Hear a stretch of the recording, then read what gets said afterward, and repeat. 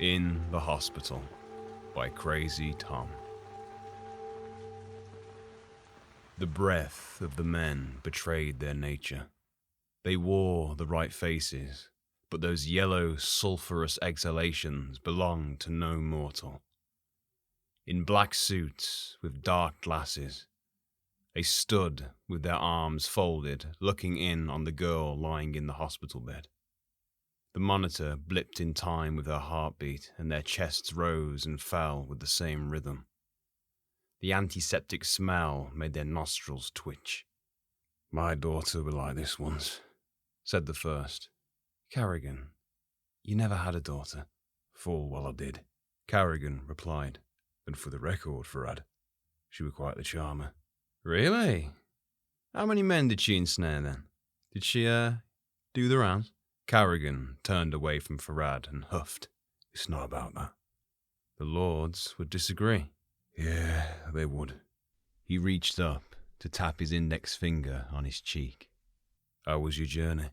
"Cramped. Gates aren't what they used to be." "And your transition?" Ugh. A muscle beneath Farad's eye twitched. "I'm not relishing the return trip." "We seldom do," Carrigan sighed. "So, said Carrigan. Farad agreed. "I'm not in the mood for this." "You've been wearing the mask too long."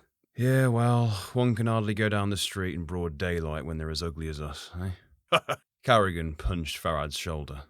"Do you remember Singapore? They thought the world were ending." "It was, for those 50 in the building," Farad replied, acidly spitting each word. "I don't get how Baccarat and the others enjoy all this." Carrigan walked into the room and placed his hand on the girl's forehead. His fingernails were all 3 inches long. He bent close to the sleeping brunette's face and took a deep sniff through his crooked, pointy nose. "Business is business," he said.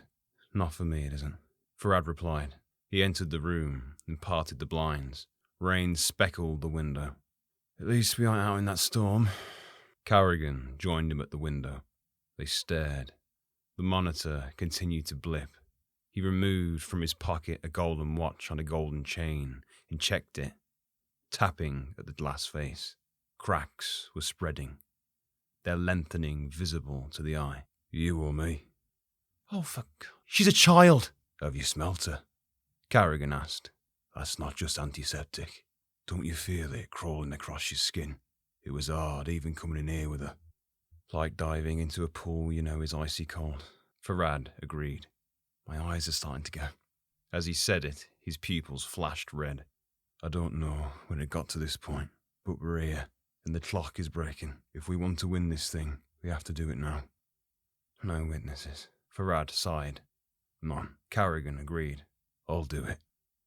I'll speak the ritual." Carrigan strode across to the girl's side and disconnected the monitor. Farad raised his hands over which red sparks were dancing.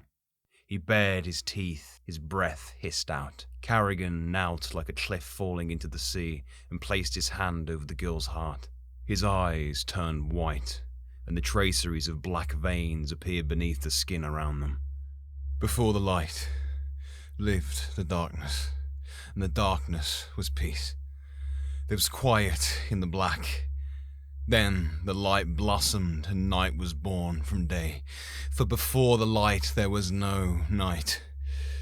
And then came fire and heat, and the light began to consume the darkness. For cold always falls before heat. Lines appeared in the air, spiraling above the girl's bed.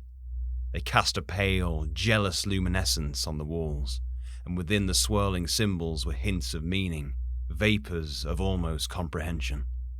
They whispered, echoing as if in some much larger space. Into the night came new life, and the new life had no peace, but was ever restlessly alive until it returned to darkness. And because the light feared the darkness above all things, it beseeched the breath-giver to aid its survival. For the light was granted the Daybringers. Mortals with blazing souls, but the darkness asked for nothing, because all things return to it in time. Carrigan closed his eyes and lifted his hand.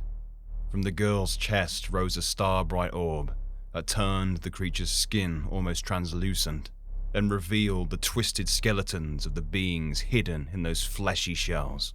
Farad was shouting now as the whispers rose to a roar that went unnoticed in the silent corridors of the hospital. Because the light's rapacious hunger knew no bounds, the darkness was threatened. But still it asked for nothing and set its own denizens stirring. And for the first time, those in the darkness were roused to anger. The scions of night now drive back the light, that the darkness might not be overcome. Peace will come again. For peace and darkness, Carrigan grated, his arms starting to smoke from their proximity to the day sphere. Quickly, now!